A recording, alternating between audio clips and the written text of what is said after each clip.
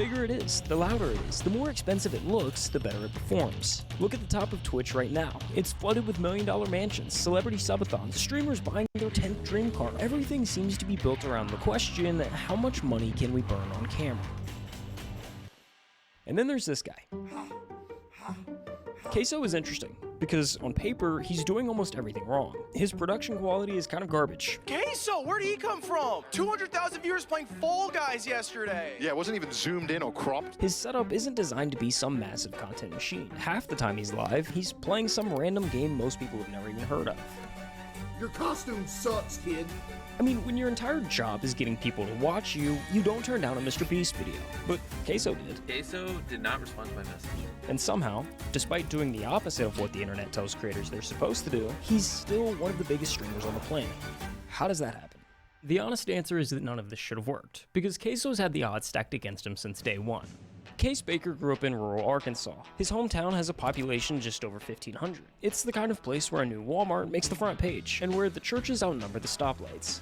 Towns like that don't have a lot going on. So, as a quiet kid, Case did what quiet kids in quiet towns have always done. He disappeared into a screen. In this case, a PlayStation, Call of Duty on repeat. And when YouTube started blowing up in the early 2010s, he was right there watching Nadeshot and the Optic guys build something that didn't exist a decade earlier. He watched gaming turn from a thing you did after school into an actual career. Well, how does this sound? Making a living and even a small fortune just playing video games. The biggest names were clearing their parents' annual salaries in a single weekend. And after watching that, it became Case's dream job. The problem was, he knew the odds, especially in his situation. His Wi-Fi was barely good enough to even watch YouTube. Uploading to it or streaming on Twitch, forget it. So he buried it. He graduated high school, bounced between jobs, often working 2 at a time, just to keep the lights on. For 6 years. 6 years of clocking in somewhere he didn't want to be. 6 years of watching other guys his age blow up online doing the exact same thing he'd given up on. By the end of it, Case was broke, burnout. He was one bad week away from walking into a recruiter's office and signing up for the military. Then his mom stepped in, and she asked him the question that changed everything. Why not take a real shot at the whole streaming thing? What's the worst that happens? Now, streaming is one of the most competitive jobs on the planet, and if you're like Case, trying to pursue it full time, you need to understand, there's levels to this. Level 1, you can quit your job. Level 2, you're living large. And at level 3, you're the top 1% of the top 1%. Now, there's no direct translation from Twitch viewers to money, so for the sake of the example, we're going to say you reach level 1 at around 100 viewers. Once you're there, you can take the leap to streaming full time, which getting there sounds totally reasonable. It's not. Somehow convincing 100 people to watch you live is brutal. In the past year, 18.4 million people opened up Twitch and broadcasted live on the platform. I want you to guess how many of them actually made it to level 1. Seriously, throw a number out there. The answer is 165,536. That's less than 1%. For every person who gets to level 1, there's 100 that don't. Every big streamer you see today spent days, weeks, if not months streaming to an audience of 0. I mean, take Jynxzi for example. He streamed to just 5 viewers for a year and a half before he ever made it. 5 viewers? He's grinding! And I'm throwing all of these numbers at you for a reason, because without them, you wouldn't understand how truly insane what happens next is. Okay, so hate to interrupt myself here, but let's say you're like Queso and don't love your day job. Maybe you're not all that interested in streaming, but you've got a business idea and just don't know where to actually start. Well, let me tell you about WAP. WAP is the world's largest internet market. It's where you go to create, connect, and transact all in one place. Coaching, paid communities, clothing brands, software, whatever it is, WAP handles the entire back end for you. Pay-ins, payouts, all of it. The scale is wild. Over 18 million people are on the platform, and businesses on WAP are pulling in more than $3 billion a year. You've got thousands of solopreneurs running right next to major brands like Kalshi, 11 Labs, and Polymarket. And here's the kicker that gets me. WAP Treasury actually pays you 6% on every dollar your business earns on the platform. Your money's working while you're working. So if you're stuck in a job you hate, go to WAP.com to start your business today. Because in like 24 hours, y'all took me from nothing to crazy.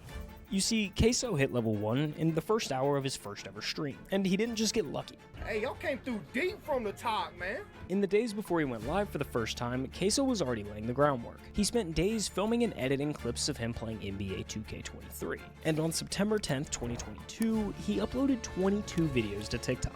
The next morning, he woke up to over 10,000 followers and a comment section flooded with one question. So that night, he went live for the first time and the floodgates opened. When I look down and I see 126 viewers, bro, I cannot believe it. From that day on, he followed the same routine. Clock into the 9 to 5, hit the second job, cut a few lawns, then come home and stream until he couldn't keep his eyes open. I don't want to go sleep, man. I don't want to go to work, man. I want another build, dog. All I want to do is make builds and play 2K forever.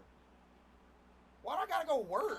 After each stream, he'd find the best moments, clip them, and fire them back onto TikTok. The loop fed itself. Inside a week, he'd blown past 100,000 TikTok followers. Every stream was pulling 500 plus concurrent viewers. Dude said, call the boss, quit, this your life now, cuz? Dude, imagine. And the number that actually mattered, he was making more money streaming at night than he was at his day job. And no, y'all literally just donated more than I make in a week in one night. Bruh.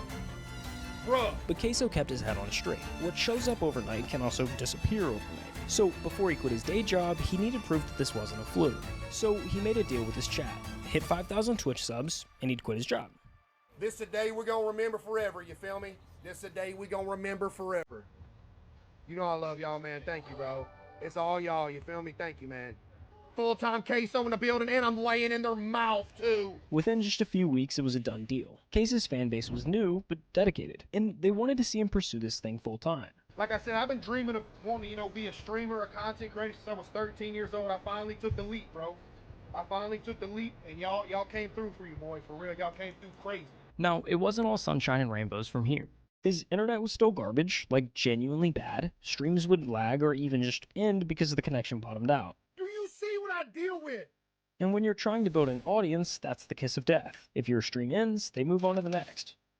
Eventually, numbers started slipping. For a couple months, it looked like maybe the whole thing was a fluke. Maybe the bubble had already popped. You know, I've seen the numbers when I very first started. You know, the hype was there because I first blew up. Had like 800 viewers every night. Then I've seen it dip to like, 100, 150. I was like, I gotta do something different or it's gonna go under. Then he picked up a different game. Hogwarts Legacy. It was kind of a weird choice. It had a totally different audience from the 2K crowd he'd built, but he streamed it anyway, clipped a moment, and posted it to TikTok. Well, I see the sun peeking through the window a little bit. Sleep schedule gone now. Gotta make Hufflepuff proud though. Hey, it is what it is, man. That one video alone pulled in over 18 million views. Just like that, he's back. Viewership climbs to 600, keeps climbing, month after month, every week another clip going viral, another wave of new viewers funneling straight into the stream. The snowball was rolling again. By May 2023, Queso was averaging over 2,500 viewers, a legitimate name in streaming culture. If you don't know who he is, you gotta be living under a rock. And this is level 2. At level 2, you're starting to live large. You're in big boy money territory. At this point, you're not going to bed afraid the whole thing vanishes overnight. With over 2,500 average viewers, Queso was sitting somewhere just inside the top 1,000 streamers on Twitch. Incredible by any measure, but remember, Twitch is stacked top heavy. And when I say top heavy, I mean it. At any given moment, there are about 3 million users on Twitch watching content. When you break down the viewer distribution by channel rank, the picture gets pretty clear. Out of the millions of channels on the platform, the top 250 pull over half the viewership. That's the difference between level 2 and level 3. While it seems like the easiest jump on the ladder here, it's actually the most difficult. There's a specific blueprint nearly every streamer has followed to make this jump. Here, I'll break it down for you. What you're looking at right now is 5 of the biggest streamers on the planet. Each at the moment they were averaging exactly 2,500 viewers. Pay attention to the setups. None of them are exciting. The rooms are pretty basic, the camera quality kinda sucks. There's no production value. They look like what they are, just guys streaming from their bedrooms. Now fast forward to when those same streamers are pulling 10,000 viewers a night. Everything's changed. The lighting's dialed in. The cameras are crisp. The rooms look intentional. This is the blueprint kicking in, and it all starts with one realization. At this level, streaming isn't just a job anymore. It's a business. And like a business, the goal is to make as much money as possible.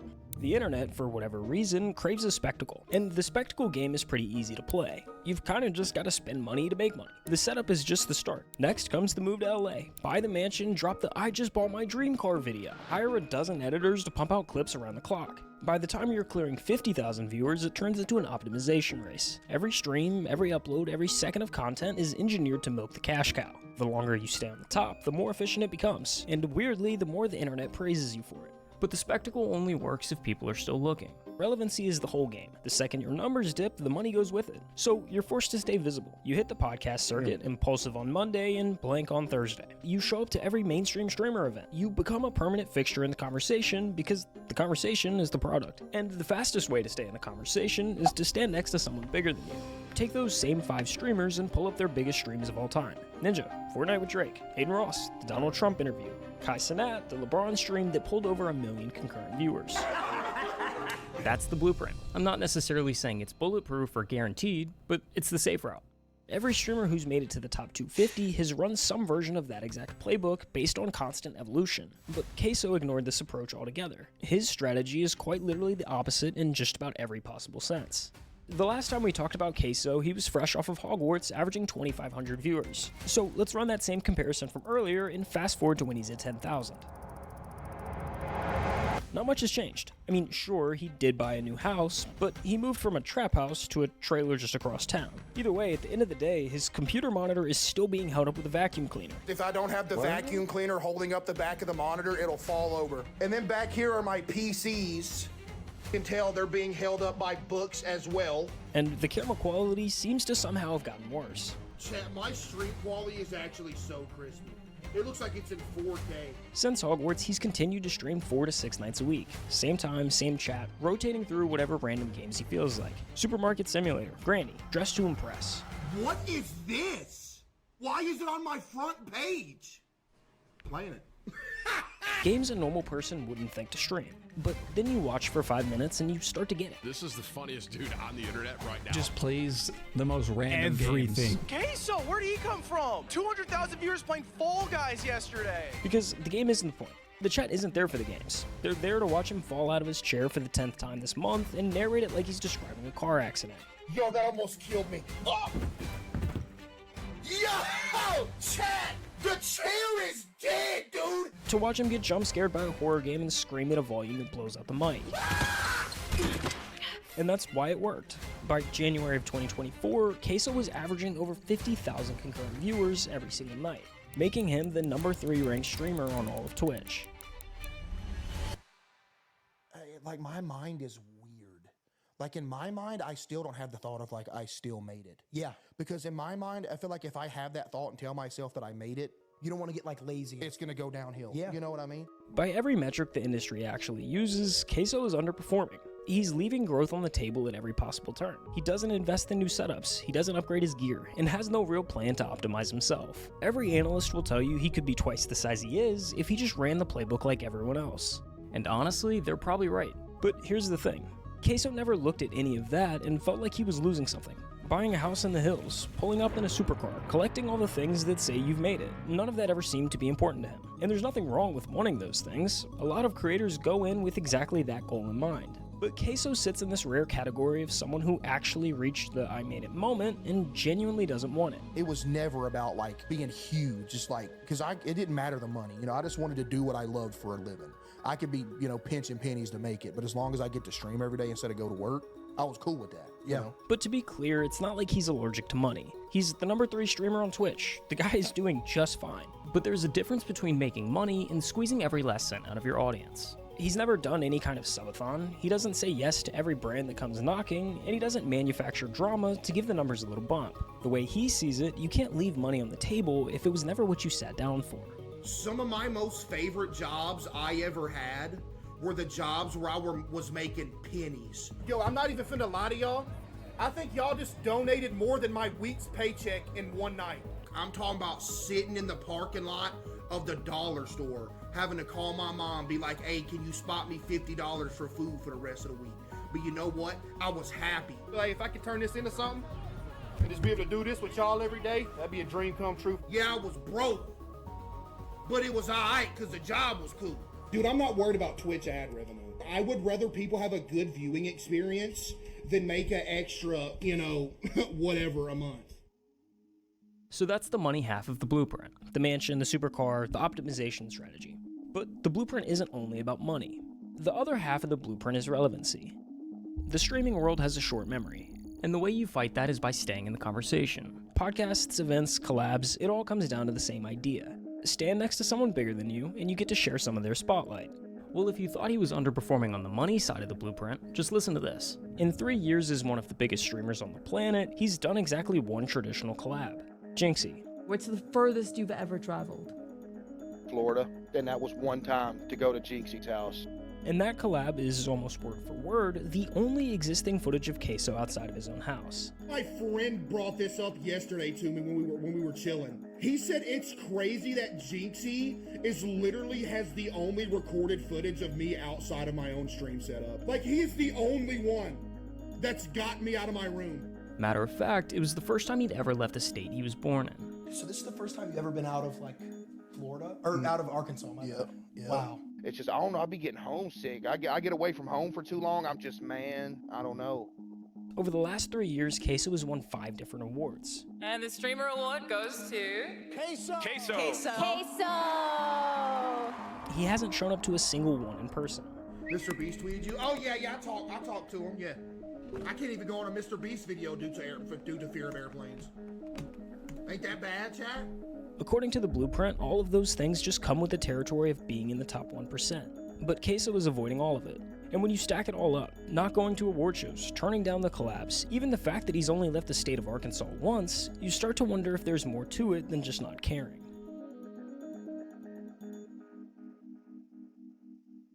Chat, I didn't tell y'all this, bro. When I was changing setups to go from the trap house into the trailer, I was literally a mental wreck for like a week straight. Because I don't know if anybody else has this, but dude, I have like some form of horrific OCD that I've had for years, that if something even minor changes, I'm gonna die. You see, OCD is one of the most misunderstood conditions out there. People hear the word and picture someone who just likes things clean and organized. And while that can be a part of it, that's not exactly what it is. At its core, OCD is anxiety. For Queso, moving into a new house meant moving into an environment that was full of variables his brain hadn't had the chance to map out yet. Like when I take my hat off and put it on the counter, same spot every night. If it goes in a different spot, I'm dead. Everything becomes unpredictable, and for someone with OCD, an unpredictable environment is one thing that can't be controlled. Each unknown stacks on top of the last until his brain is sent into overdrive. Chat, here's some lore for you. Every time I would leave to work in the morning, I would go outside my house and I would have to check that my doorknob was locked 37 times. I would have to start my drive to work, take a block back around to my house and check it another 11 times. And then I could go to work. Which explains why his setup has barely changed over the years.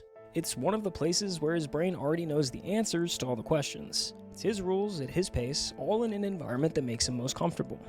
But that need for predictability doesn't stay contained to his house. It follows him everywhere.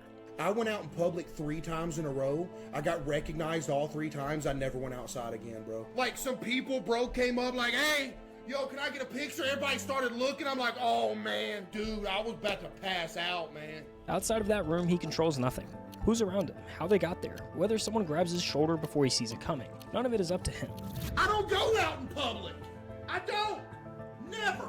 When he's at home, it's easier to manage because, well, he's in his own house. But in public, there's no way to make the unknown stop. It's not only uncomfortable, but also insanely overwhelming. You would have a better chance of actually winning the Powerball lottery than ever seeing me in public. That's how rare it is. No joke. The blueprint says the path forward revolves around a constant state of evolution. The more you change, the newer things are, the more excited people are to watch. But for Queso, that path has never really been accessible the same way it is for everyone else.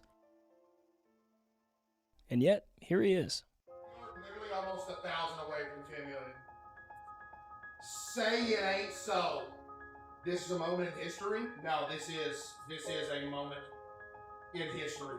Behind everything, the awards, the numbers, the journey from a rice mill to the number 3 spot on Twitch, almost nothing has actually changed. You definitely gonna do this full time? Hey, I hope so, CJ. That'd be a dream come true for your boy, man.